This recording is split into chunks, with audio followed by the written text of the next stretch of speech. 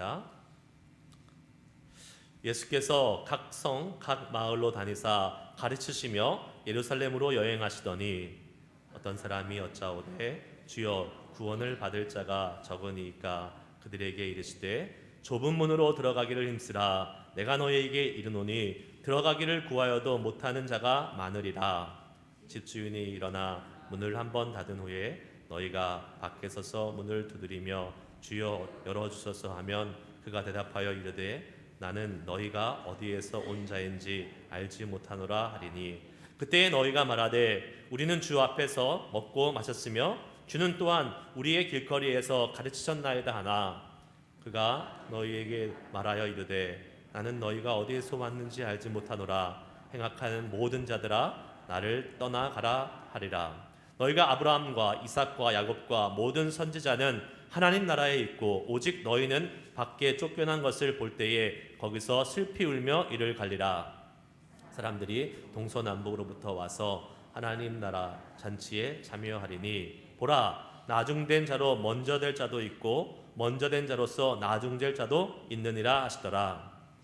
곧 그때에 어떤 바리새인들이 나와서 이르되 나가서 여기를 떠나소서 헤롯이 당신을 죽이고자 하나이다. 이르시되 너희는 가서 저 여호에게 이르되 오늘과 내일은 내가 귀신을 쫓아내며 병을 고치다가 제3일에는 완전하여 지리라 하라. 그러나 오늘과 내일과 모레는 내가 갈 길을 가야 하리니 선지자가 예루살렘 밖에서는 죽는 법이 없느니라.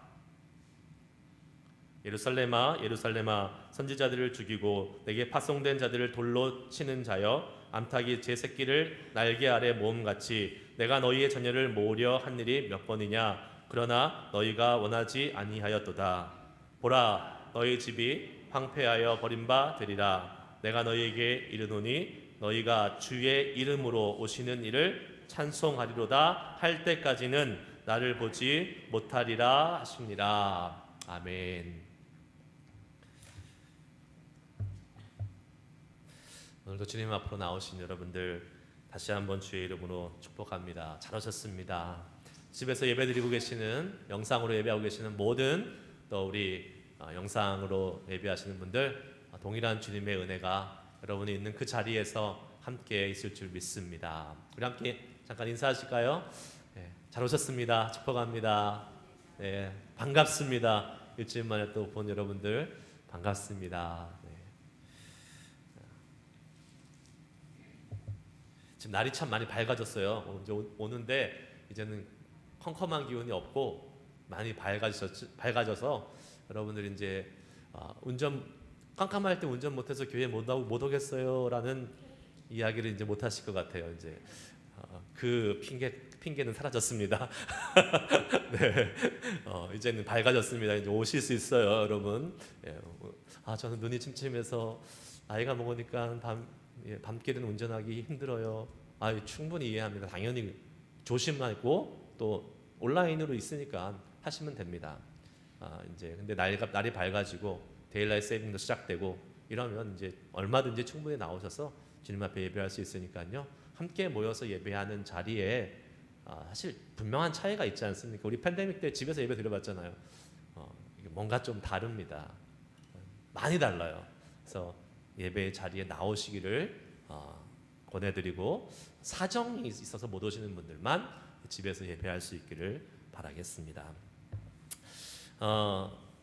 오늘 말씀 같이 함께 보실 텐데요.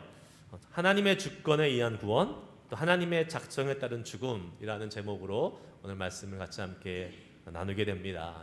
이 제목은 제가 정한 게 아니라 큐티 생명의 삶에 나온 제목이에요. 그냥 이 제목을 따라가는 겁니다.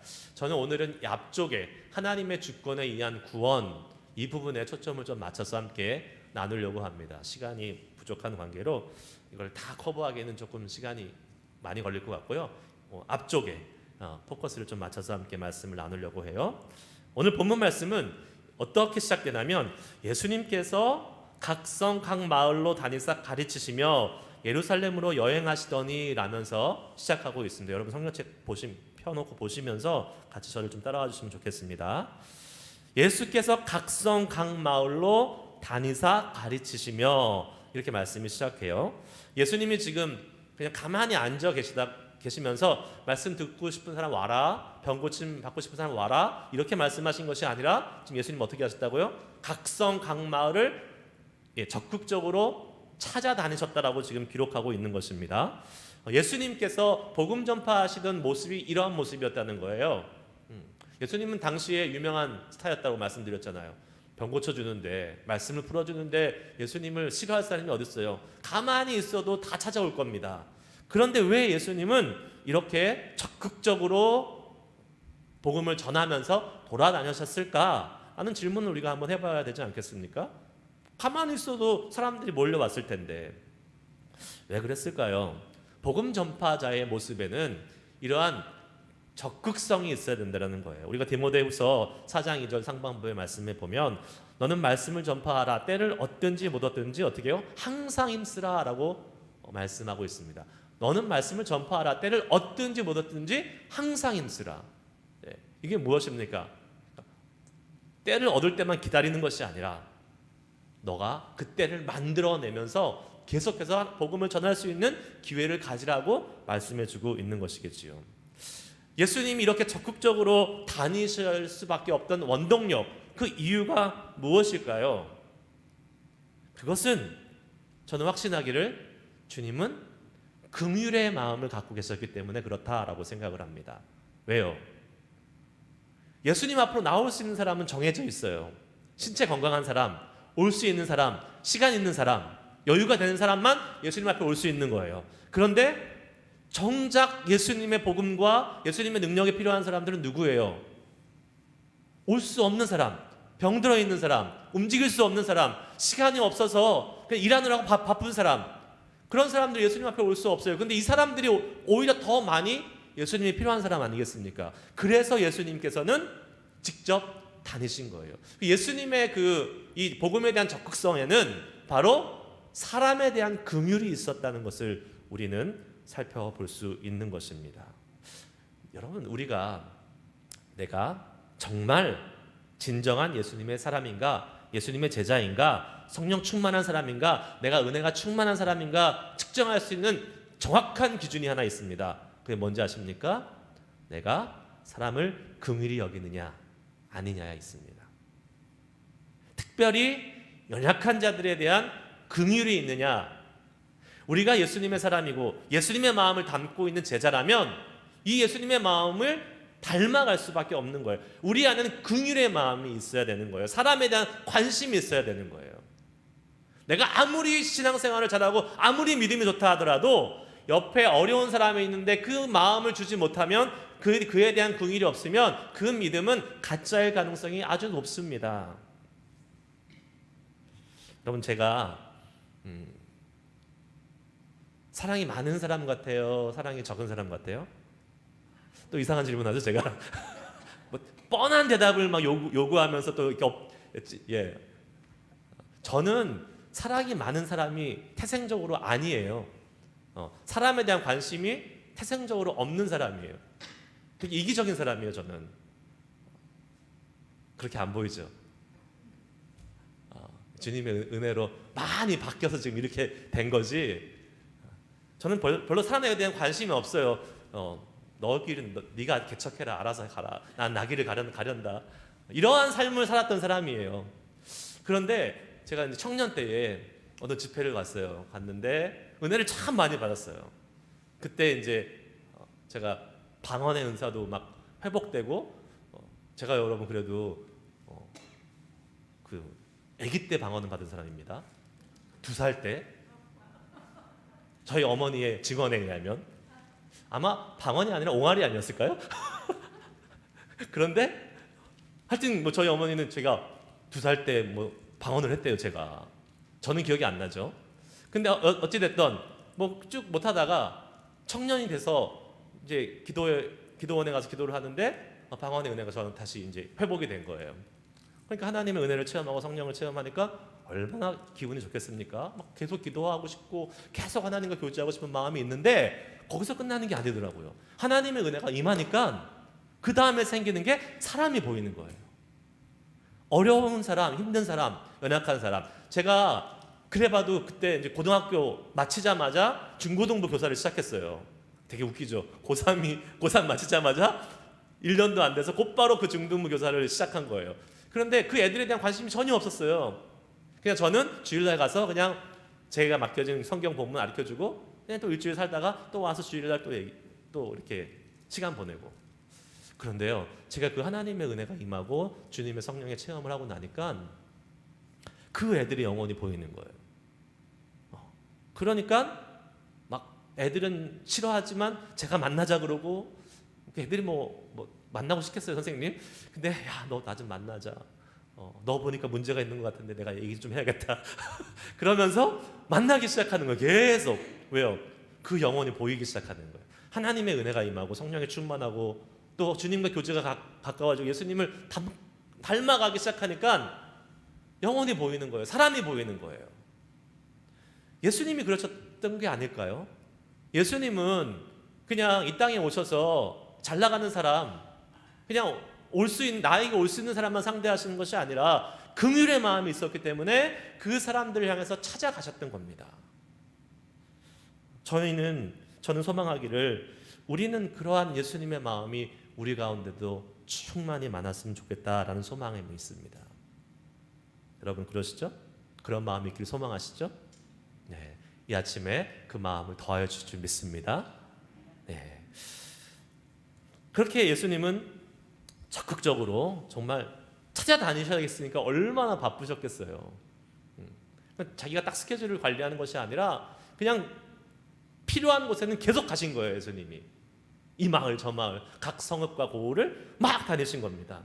그런데 오늘 이 1절 말씀의 마지막에 이렇게 마무리됩니다. 예수께서 각 성과 마을로 다니사 가르치시며 예루살렘으로 여행하시더니 라고 그래요. 예루살렘으로 여행하시더니. 이거 중요한 것입니다. 여러분 열심히 살고 열심히 사역하지만 예수님의 마음속에는 늘 지향점, 늘 보고 있는 그 목표, 그 최종 목적지가 있었습니다. 어디요? 예루살렘이었습니다. 예루살렘. 왜 그랬습니까? 예루살렘이 바로 거기서 예수님께서 이 땅에 오신 궁극적인 사명, 십자가에서 모든 인류의 죄를 대신하여 죽음을 감당하셔야 될 그 최종적인 가장 위대한 사명을 감당해야 될 곳이 바로 예루살렘이었기 때문에 그런 것이죠. 그러니까 바쁘게 사역하고 이 사람 저 사람 고치고 말씀도 전하시고 병자도 고치고 귀신 들린 자도 내어쫓고 하는 이 여러 가지 일들을 하셨지만 예수님이 그 가운데서 절대로 놓치지 않으셨던 것이 무엇입니까? 자기의 사명, 예루살렘, 그것을 보고 계셨다라는 거예요. 우린 참 바쁘게 삽니다. 심지어 교회에 와서도 바쁘게 일하시는 분들이 많이 있어요. 근데 제가 말씀드렸잖아요. 저를 얘기하면서 뭐라고요? 바쁜 목사는 어떤 목사라고요? 기억 안 나세요? 바쁜 목사는 나쁜 목사다 제가 얘기했어요. 바쁜 목사는 나쁜 목사다. 왜 그러냐면 바쁜 그 자체가 나쁜 것이 아니라 목사의 사명은 목사는 언제든지 목사가 필요한 사람들에게 어벨러블 해야 되잖아요. 성도들이 목사의 상담이 필요하거나 기도가 필요하거나 말씀이 필요하거나 위로가 필요할 때 어벨러블 해야 돼요. 근데 목사가 바빠. 그러면 성도들이 눈치를 봅니다. 목사님 바쁜데 내가 목사님한테 가도 될까? 그러면 나쁜 목사라는 거예요.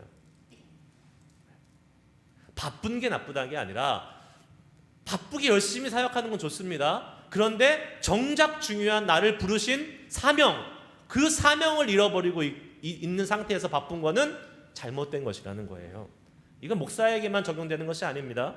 성도들에게도 마찬가지입니다. 성도들도 교회에 와서 바쁘게 일하는 사람들이 있습니다. 바쁘게 일해요. 정작 일하다가 가요.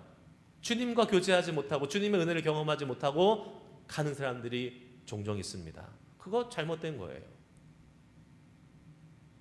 직장에서 열심히 우리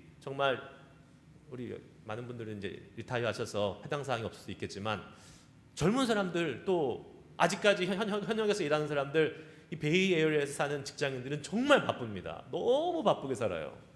너무 바빠요. 또 애 키우는 사람들은 얼마나 학구열이 높은지 그냥 애의 모든 것이 포커스돼서 애 라이드 주다가 다 인생이 끝나잖아요. 우리 엄마들. 그 바쁘게 사는 거예요. 그런데 하나님 앞에 갔을 때, 야, 너 진짜 바쁘게 살다 왔다. 열심히 살았구나. 나랑 아무 상관없는 일이다. 이런 평가를 받으면 어떻겠어요, 여러분? 바쁘게 사는 거 좋습니다. 바쁘게 살아야 돼요. 게으르게 사는 것보다 훨씬 좋습니다. 그러나 바쁜 가운데 우리의 사명이 뭔지는 분명히 알아야 돼요. 내가 바빠서 하나님의 사명 앞에 어베일러블하지 않으면 바쁜 게 나쁜 거예요. 그러니까 바쁘게 사는 와중에 하나님의 부르심의 사명이 무엇인지를 기억하고 그 사명의 우선순위를 두고 항상 살아갈 수 있는 것, 늘 그 사명을 생각하고 예수님처럼 바쁘게 복음 사역을 하셨지만 예루살렘을 향해서 계속 나아가셨던 것처럼 우리의 삶에서도요, 바쁘지만 주님이 우리에게 주신 사명을 기억하고 그 사명을 향해서 쭉 꾸준히 나아갈 수 있는 그러한 모습이 우리에게 있어야 된다는 것이지요. 빌립보서 3장 13절 14절 말씀 같이 한번 읽어보겠습니다. 바울이 어떠한 마음으로 사역을 감당했는지 다 같이 읽겠습니다. 시작. 형제들아, 나는 아직 내가 잡은 줄로 여기지 아니하고 오직 한 일, 즉 뒤에 있는 것은 잊어버리고 앞에 있는 것을 잡으려고 표대를 향하여 그리스도 예수 안에서 하나님이 위에서 부르신 부르심의 상을 위하여 달려가노라. 아멘. 바울은 하나님이 부르신 그 부르심의 상, 그게 뭐예요? 사명이에요. 사명. 자신을 부르신 목적, 이유를 위해서 지금 달려간다. 뒤에 것 쳐다보지 않고 그것 생각하고 달려간다라고 말씀하고 있습니다. 예를 들면요, 이런 거예요. 나는 선교사로 부르심을 받았어요. 확실한 사명이 있어요. 나는 선교지로 가야 될 사람이에요. 근데 교회에 일이 너무 많아요. 그래서 교회에서 와서 막 이것도 하고 저것도 하고 막 그냥 다 인볼브 돼서 막 열심히 일하고 있어요. 정작 선교지에 나갈 준비를 못 하고 있어요. 그럼 어떻게 되는 거예요? 그 사람은 지금 엉뚱한 일 하고 있는 거예요. 하나님의 부르심과 전혀 상관없는 일을 하고 있는 것입니다. 사명은 있고 엉뚱한 일에 시간을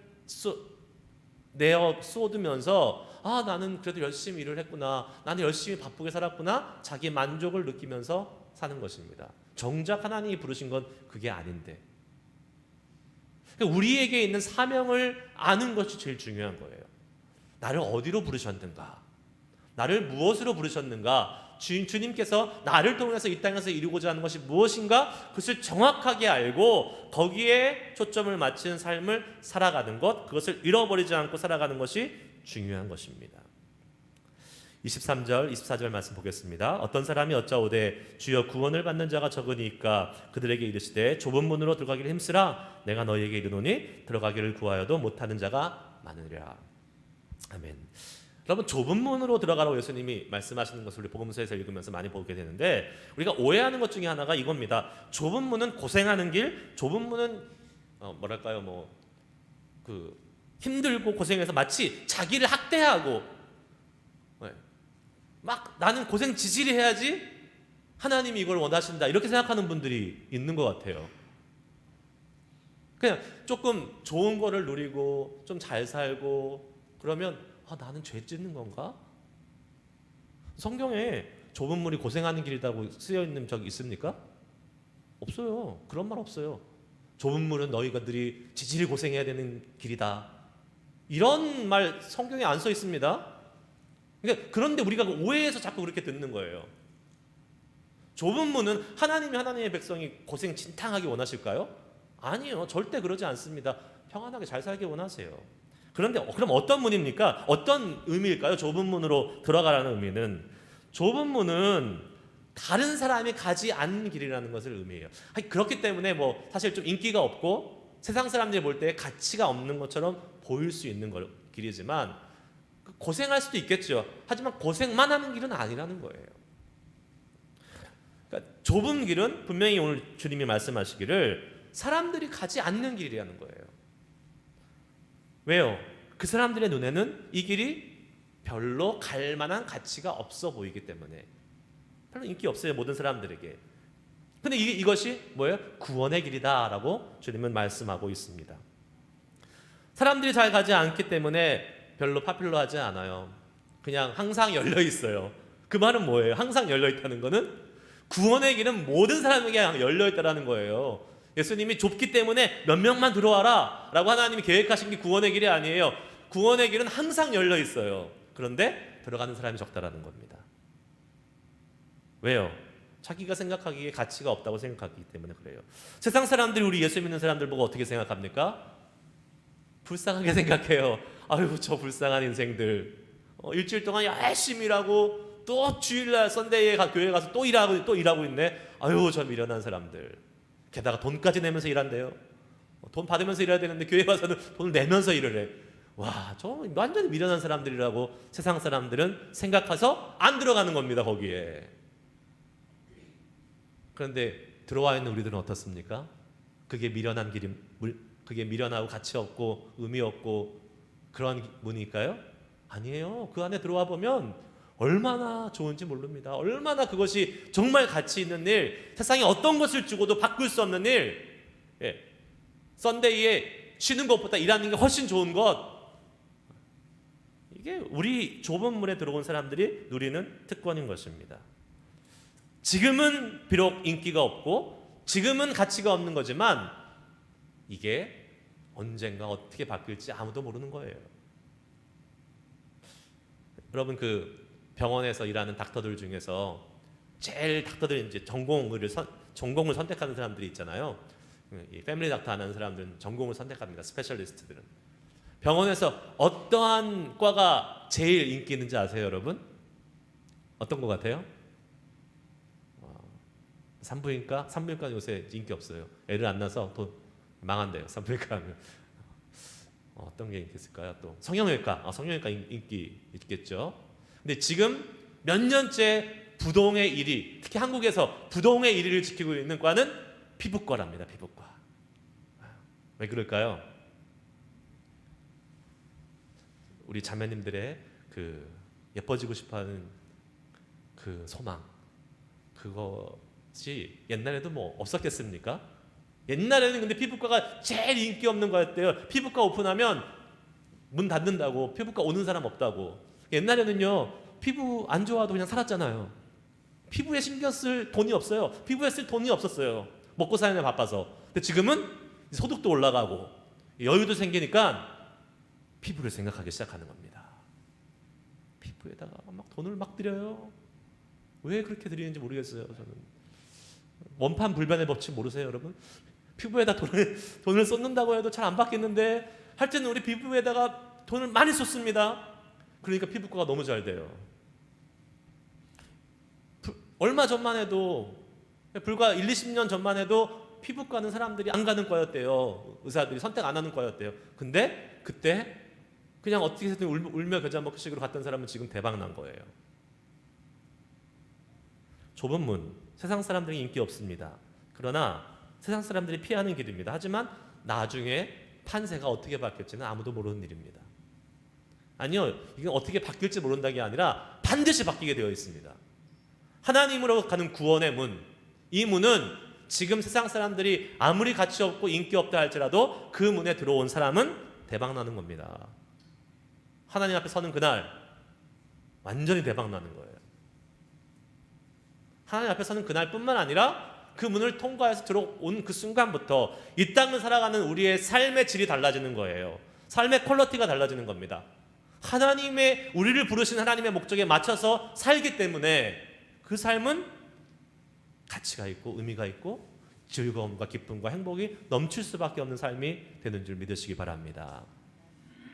그래요, 그런 것입니다. 25절에서 27절 말씀. 집주인이 일어나 문을 한번 닫은 후에 너희가 밖에 서서 문을 두드리며 주여 열어주소서 하면 그가 대답하여 이르되 나는 너희가 어디서 온 자인지 알지 못하노라 하리니 그때에 내가 말하되 우리는 주 앞에서 먹고 마셨으니 주는 또한 우리의 길거리에서 가르쳤나이다 하나 그가 너희에게 말하여 이르되 나는 너희가 어디에서 왔는지 알지 못하노라 행악하는 모든 자들아 나를 떠나가라 하리라. 열심히 여러분 주님을 섬기던 사람이 지금 천국 문 앞에 딱 와서 예수님 앞에 이제 들어가겠다고 얘기를 하는 겁니다. 그런데 예수님이 문을 탁 닫으면서 나는 너희가 어디에서 온 자인지를 알지 못하노라, 이렇게 지금 얘기하시는 거예요. 그랬더니 뭐라고 얘기해요? 무슨 말씀이세요? 우리가 주님과 함께 이 세상을 살 때 먹고 마시고 잘 교제하면서 지냈잖아요. 심지어 주님이 우리에게 하시는 말씀도 들었습니다. 근데 예수님 또 말씀합니다. 나는 너희가 어디서 온지 알지 못하노라. 행악하는 자들아 나를 떠나라. 여러분, 저는 이런 사람이 제일 불쌍한 사람이라고 생각해요. 제일 불행한 사람. 이 땅에서 고생은 고생대로 하면서 예수 믿으면서 천국에 못 들어가는 사람, 너무 불행한 사람입니다. 왜 이런 일이 벌어질까요? 왜요? 나름대로 예수님 믿었잖아요. 나름대로 신앙생활 했잖아요. 그런데 왜 결국 마지막에 주님으로부터 외면을 받습니까? 이유는 딱 한 가지라고 생각합니다. 자기 마음대로 신앙생활 했기 때문에 그렇습니다. 자기가 믿고 싶은 대로, 자기 마음대로, 자기가 원하는 대로 예수 믿었기 때문에 그렇습니다. 주님의 기준이 있는데, 하나님이 정해놓으신 기준이 있는데 그 기준에 맞춰야지 천국에 갈 수 있는 건데, 자기 마음대로, 자기가 믿고 싶은 대로 이렇게 예수 믿다가 나 예수 믿고 왔는데요, 왜 저 안 받아주세요? 이렇게 해봤자 아무 소용이 없다라는 거예요. 그래서 그러므로 우리가 정말 중요하게 생각할 것이 있는데, 그것이 뭐냐? 우리가 믿음 생활하고 교회 생활하고 예수를 믿고 섬기는 데 있어서 나의 만족이 기준이 돼서는 안 된다는 겁니다. 내가 좋아하는 것, 내가 원하는 것, 내가 소망하는 것, 이것이 기준이 돼서 신앙생활을 하다가 나중에 가보니까 엉뚱한 곳에 가 있는 경우가 있어요. 그래서 찬양도 이런 게 있잖아요. 찬양에 나의 만족과 유익을 위해 가지려 했던 모든 것들 이제 모두 다 해로 여기고, 나의 만족과 유익을 위해 가지려 했던 모든 것은 다 해로 여겨야 될 것들이에요. 사실은 나의 만족이 아니라 우리의 신앙생활과 우리의 믿음생활의 기준은 뭐야 됩니까? 하나님의 기쁨, 하나님의 만족이 기준이 돼야 되는 거예요. 그런 삶을 살 수 있기를 주의 이름으로 축복합니다. 내 만족이 아니라 주님의 만족이 기준이 되어서 살아가야지 우리가 맨 마지막에 하나님 앞에 가 있을 수 있는 겁니다. 내 만족이 기준이 돼서 신앙생활을 하다 보면 내가 길을 만들어서 엉뚱한 길을 계속 가다가 엉뚱한 데 가서 끝나는 거예요. 하지만 중요한 것, 주님의 만족이 기준이 되면 우리는 그 주님의 길을 꾸준히 차근차근 밟아가면서 종국에는 하나님 앞에 서서 착하고 충성된 종아 잘하였다, 내가 너를 웰컴한다 하고 주님과 영원한 삶을 살 수 있는 복을 누리게 되는 것입니다. 아멘. 그러한 삶을 살기를 소망합니다. 마지막 30절 보겠습니다. 보라, 나중된 자로 먼저 될 자도 있고 먼저 될 자로서 나중될 자도 있느니라 하시더라. 우리가 잘못 가정하고 쉽게 오해하고 있는 것 중에 하나가 이겁니다. 예수 믿으면, 예수 오래 믿으면 믿음이 좋다라는 말입니다. 예수 3대, 4대째 믿으면 신앙의 가문이 있었으니까 믿음이 좋아, 이렇게 생각하고 추측하는 것입니다. 그런가요? 그럴 수도 있지만 아닐 수도 얼마든지 있습니다. 아닌 경우도 사실 많아요. 저는요, 예수 30년, 40년 믿으면서 교회 오래 다녔지만 믿음이 전혀 자라지 않은 분들 많이 봤습니다. 많이 봤어요. 여러분 어떠세요?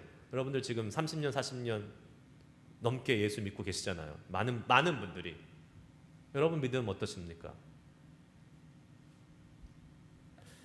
여러분 우리의 신앙과 우리의 믿음은 우리가 교회 생활하고 믿음 생활한 연수와 절대 비례하지 않습니다. 절대 비례하지 않습니다. 제가 확신합니다. 신앙생활의 기간이, 예수님을 믿기 시작한 그 기간이, 신앙의 여정이 우리의 믿음의 분량과 질을, 퀄리티를 보장하지는 않습니다. 그럼 무엇이 그걸 보장할까요? 무엇이 그걸 결정합니까? 내가 얼마만큼 뜨겁게 하나님을 사랑하고 있느냐, 그게 결정하는 거예요. 자, 보세요. 3, 40년 예수 열심히 믿은 사람인데 그냥 아무 주님과의 교제도 없이 그냥 교회만 왔다 갔다 했어요. 정말 썬데이에 교회만 왔다 갔다 한 그 사람하고 예수 믿은 지 얼마 되지 않았는데 한두 달밖에 안 됐어요.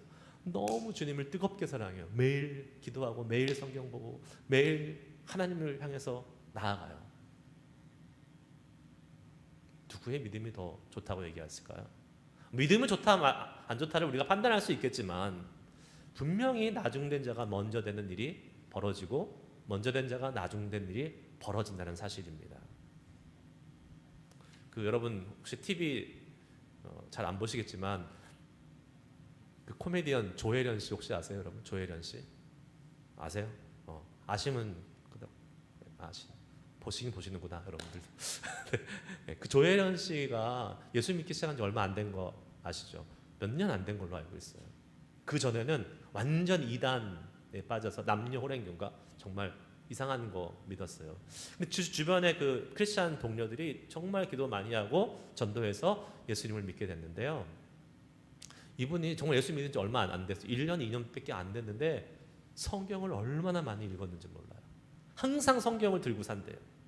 그 자녀들이 얘기하는 걸 들었어요. 그러니까 자녀들은 거짓말 안 해요. 엄마가 예수 믿은 날부터는 항상 시간 나면 성경을 본다는 거예요. 근데 이 사람이 얼마 되지 않았는데 어느 날 보니까 기독교 TV에서 성경을 가르치고 있어요. 가르친다는 말이 뭐하지만 성경을 이렇게 설명해주고 있어요. 특히 이제 성경을 잘 모르는 초신자들 대상으로 해서 성경을 이렇게 설명해주고 있는 거예요. 저 깜짝 놀랐어요. 분명히 제가 알기로는 예수 믿은 지 얼마 안 됐는데 어떻게 저렇게 할 수 있을까? 나중에 알고 보니까 항상 성경을 달고 사는 거예요.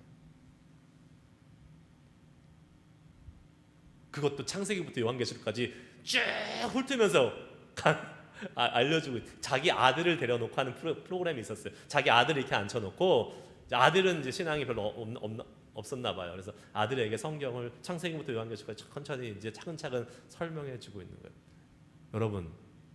여러분이 만약에 여러분 자녀에게 앉혀놓고 창세기부터 요한계시록까지 성경 지금 한번 강해해 주세요 하면 하실 수 있겠어요? 쉽지 않을걸요. 그러니까 우리의 신앙의 연수가 중요하지 않다는 거예요. 세상 말로 나 예수 믿은 짬밥 있어. 그 짬밥 아무것도 아니라는 거. 제가 너무 표현이 저속하죠.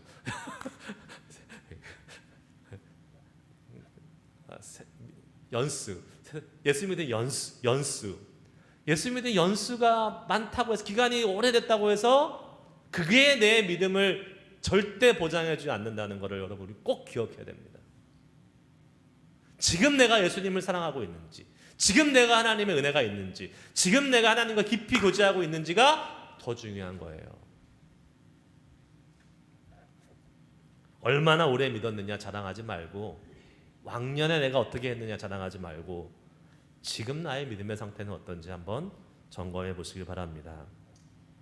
여러분, 우리 모두 다 예수 오래 믿었습니다. 여기 지금 당장 예수 믿은 초신자 거의 없는 걸로 알고 있어요. 다 몇십 년씩 예수 믿었습니다. 근데 과연 우리 지금의 신앙의 상태는 막 예수 믿기 시작한 사람들한테 보여졌을 때에 정말 자신 있게, 야, 너 나처럼 신앙생활해, 이렇게 얘기할 수 있습니까, 여러분? 그게 교만하라는 얘기 아니라요. 바울 사도처럼 나를 본받으라, 이렇게 좀 자신감 있게 당당하게 얘기할 수 있겠냐고요, 여러분. 저는 그렇게 좀 하셨으면 좋겠어요. 그렇게 하는 사람들이 됐으면 좋겠어요. 하나님이 그걸 원하시는 부분도 있어요. 교만해서 이렇게 얘기하는 게 아니라 그만큼 믿음 가운데 단단히 든든히 서 있어서 우리가 초신자 믿지 않는 사람들한테 신앙의 롤 모델처럼 딱 서 있으면 얼마나 좋을까 하는 그러한 소망함을 갖습니다.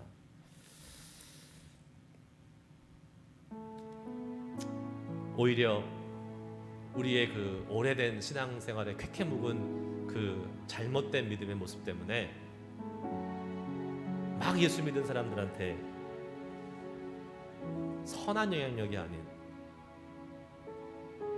잘못된 영향력, 부정적인 영향력, 괜히 못된 것만 가리키는 영향력, 그런 것만 주는 그런 사람은 아닌지, 오히려 그들의 그 열정적이고 순수하고 예수 믿지 얼마 되지 않은 그 사람들의 그 너무나 간절한 그 소망 가운데 비춰봤을 때 우리의 믿음이 너무 부끄럽지는 않은지, 주님의 은혜를 알고 그 은혜에 맞게 하나님을 뜨겁게 사랑하는 자들만이 오늘도 믿음 안에서 성장해 갈 수 있는 것입니다. 여러분 어떻습니까? 오랫동안 신앙생활했고 이제 남은 인생 얼마 안 남은 것 같은데 그동안에 신앙생활한 거 그거를 담보 삼아가지고 남은 인생 살다가 가면 되지 뭐. 혹시 이런 생각 갖고 계시는 분이 있으시면 그거 하나님 기뻐하실 생각 아닙니다. 지금 오늘 그리고 앞으로 더 남은 시간 더 뜨겁게 주님 사랑하겠습니다. 더 뜨겁게 주님을 위해서 헌신하겠습니다. 더 뜨겁게 주님과 교제하겠습니다. 그럴 때에 우리의 믿음은 계속 올라가는 거예요. 계속. 주님 만나는 그날까지 한 걸음 한 걸음 올라가는 거예요. 그런데 그거 놓는 순간 그러잖아요. 올라갈 때는 한 걸음 한 걸음 올라가는데 내려갈 때는 미끄럼 타고 내려온다고. 신앙은 그런 겁니다. 믿음은 그런 겁니다. 내가 방심하는 순간 한 번에 슬라이드 타고 내려오는 거예요. 저 밑바닥에 가 있는 거예요. 그래서 나중된 자들이 먼저 막 앞서가는 겁니다. 그 사람들도 앞서가야겠죠. 좋겠지요. 근데 같이 가야 되지 않겠습니까? 여러분, 우리 뒤처지지 말고 먼저 믿은 사람들로서의 자존심이 좀 있잖아요. 우리 하나님 먼저 부르셨는데 그래도 좀 나중에 믿은 사람보다는 제가 앞서가고 싶습니다. 저한테 좀 힘 좀 주시고 더 많이 사랑할 테니까 하나님 저를 믿음의 업그레이드 시켜주시고 믿음의 장부답게 하나님 정말 위대한 사람으로 좀 저 좀 써주세요 라는 그러한 기도를 주님께 한번 오늘 아침에 저는 드렸으면 좋겠습니다. 내가 지금까지 살아온 세월 자랑하지 않겠습니다. 지금까지 믿어왔던 그 신앙의 경력 다 내려놓겠습니다. 지금 앞으로 주님을 더 사랑하고 주님을 향해서 나아가겠습니다. 이렇게 기도하면서 오늘 이 아침에 주님 나의 믿음을 책임져 주시옵소서. 나의 믿음이 내 어제보다 오늘보다 내일 점점 성장하고 더 주님과 깊어지고 더 주님을 사랑하는 그러한 믿음으로 나아갈 수 있게 해달라고 우리 오늘 말씀 기억하시면서 우리 기도하실 때에 제가 오늘 3가지 기도 제목 드리겠습니다. 첫 번째는 하나님 나도 예수님처럼 긍휼의 마음을 갖고 사람들을 돌아볼 수 있는 사람 되게 하여 주시옵소서. 두 번째는 주님 좁은 문을 향해서 들어가되 이 좁은 문이 정말로 주님이 우리에게 허락하신 가치 있는 문, 정말 하나님이 정말 원하시는 그 사명의 문이 되게 하여 주시옵소서. 마지막으로 나의 맘대로 믿다가 큰 코 다치지 않고 주님 열심히 지금 이 순간 주님이 기뻐하시는 그 모습으로 하나님이 기뻐하시는 모습으로 믿으면서 주님 나의 믿음이 날마다 성장해서 주님이 원하시는 그곳, 주님이 기대하시는 그곳에 가 있을 수 있는 우리들 될 수 있도록 인도해 달라고 오늘 말씀 들으시면서 여러분 마음속에 부딪히는 말씀, 남아있는 말씀, 붙잡고 기도하고 싶은 말씀 있으면 그것을 붙잡고 이 시간 주님 앞에 함께 기도하며 주님의 은혜를 구하도록 하겠습니다. 기도하시겠습니다.